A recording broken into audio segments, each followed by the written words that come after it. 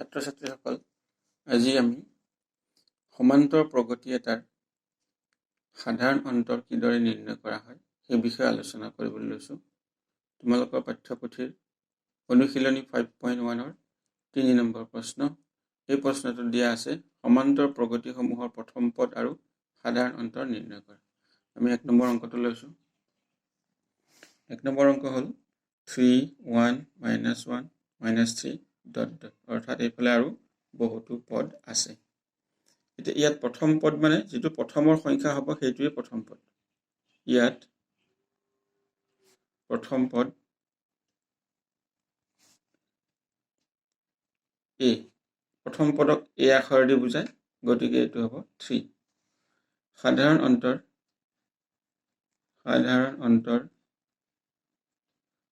অন্তৰ ডি আখৰটোৰে বুজায়, D is equal to. সাধাৰণ অন্তৰ উলিয়াবলৈ আমি কি কৰিম? দ্বিতীয় পদটোৰ পৰা প্ৰথম পদটো বিয়োগ কৰিম, নাইবা তৃতীয়টোৰ পৰা দ্বিতীয়টো বিয়োগ কৰিম, নাইবা চতুৰ্থটোৰ পৰা তৃতীয়টো। যিকোনো দুটাৰ অন্তৰ অৰ্থাৎ পাৰ্থক্য আমি উলিয়াই দিব লাগে। দ্বিতীয় পদ হ'ল 1 আৰু প্ৰথম পদ 3। 1ৰ পৰা 3টো মাইনাছ কৰিম। 1ৰ পৰা 3টো মাইনাছ কৰিম। 1 - 3। 1 - 3 is equal to -2.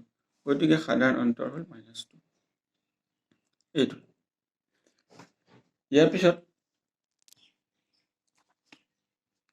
4 নম্বৰ প্ৰশ্নখিনি, তলৰ কোণবোৰ সমান্তৰ প্ৰগতিত আছে আৰু যিবিলাকে সমান্তৰ প্ৰগতি গঠন কৰিছে প্ৰতিটোৰে সাধাৰণ অন্তৰ নিৰ্ণয় কৰা আৰু পৰৱৰ্তী 3টাকে পদ নিৰ্ণয় কৰা। আমি 1 নম্বৰ অংকটো লৈছোঁ। 1 নম্বৰ অংকটো হ'ল 2,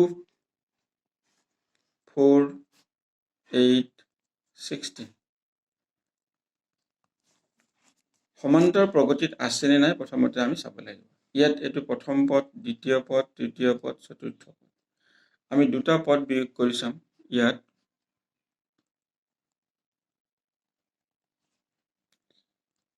এইটো যদি A1 হয়, এইটো A2 হ'ব, এইটো A3, এইটো A4। A2ৰ পৰা A1 বিয়োগ কৰিম, অৰ্থাৎ দ্বিতীয় পদৰ পৰা প্ৰথম পদ বিয়োগ কৰিম। দ্বিতীয় পদৰ পৰা প্ৰথম পদ বিয়োগ কৰিম। কৰিলে কি হ'ব? 4 - 2 ইজ ইকুৱেল টু 4 পৰা 2 গ'লে 2। এইবাৰ কি কৰিম? তৃতীয় পদৰ পৰা দ্বিতীয় পদ বিয়োগ কৰিম। তৃতীয় পদ 8, প্ৰথম পদ বিয়োগ কৰিম 4, দ্বিতীয় পদ 4। 8ৰ পৰা 4 বিয়োগ কৰিলে কি হ'ব? 4 হ'ব। দেখা গ'ল যে এই দুটা মান বেলেগ বেলেগ ওলাইছে, অৰ্থাৎ A2 - A1 is not equal to A3 - A2। এই দুটা সমান নহ'ল। যিহেতু সমান নহ'ল, এই সংখ্যাকেইটাই সমান্তৰ প্ৰগতি গঠন নকৰে। যদি সমান হ'লহেঁতেন সমান্তৰ প্ৰগতি গঠন কৰিলেহেঁতেন। এতেকে এই সংখ্যাবোৰে সমান্তৰ প্ৰগতিক শ্বৰ্ট ফৰ্ম আমি লিখিব পাৰোঁ AP, এৰিথমেটিক প্ৰগ্ৰেশ্যন। সমান্তৰ প্ৰগতি গঠন নকৰে। গতিকে গঠন নকৰিলে আমি পিছৰ পদ উলিয়াব নালাগে। আন এটা অংক লৈছোঁ আমি, 2 নম্বৰ অংকটো। 2, 5/2, 3, 7/2 ইত্যাদি। ইয়াত দ্বিতীয় পদ A2 -A1, দ্বিতীয় পদ মানে 5/2, প্ৰথম পদ মানে 2। দুটা লসাগু উলিয়াম। লসাগু 2, 5 - 4 ইজ ইকুৱেল টু 1/2। তাৰপিছত কৰিম A3 - A2, তৃতীয় পদৰ পৰা দ্বিতীয় পদ বিয়োগ কৰিম। তৃতীয় পদ 3 - দ্বিতীয় পদ 5/2 বিয়োগ কৰিম। লসাগু 2, 2 - 3 × 6 বিয়োগ 5 is equal to 1/2।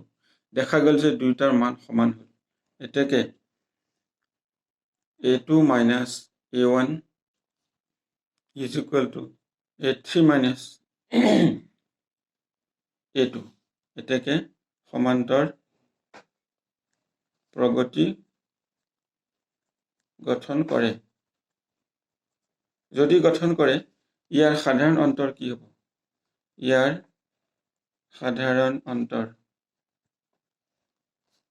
d is equal to এই যে আমি বিয়োগ কৰিছিলোঁ a2 মাইনাছ a1 যিটো পাওঁ ইয়াত যিটো পাইছোঁ সেইটোৱে হ'ল সাধাৰণ অন্তৰ d ইজ ইকুৱেল টু 1/2 পৰৱৰ্তী তিনিটা পদ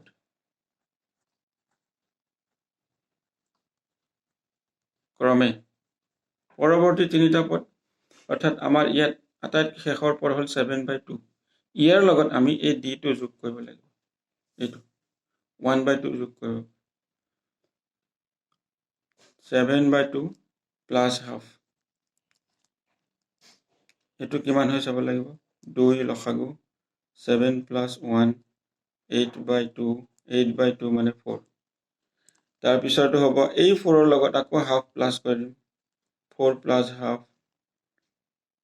হাফ মানে হ'ল 2 লসাগু 8 প্লাছ 1 9/2 এইবাৰ 9/2 লগত আৰু হাফ প্লাছ কৰি দিম তেতিয়া হ'ব 2 লসাগু 9 প্লাছ 1 10/2 ইজ ইকুৱেল টু 5 গতিকে পৰৱৰ্তী পদ তিনিটা আমি পালোঁ পদ তিনিটা এটা হ'ল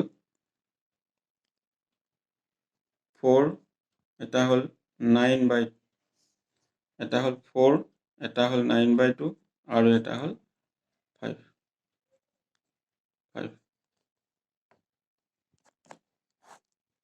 এইদৰে তোমালোকে অনুশীলনীটোৰ বাকীবোৰ অংক নিজে চেষ্টা কৰি চাবা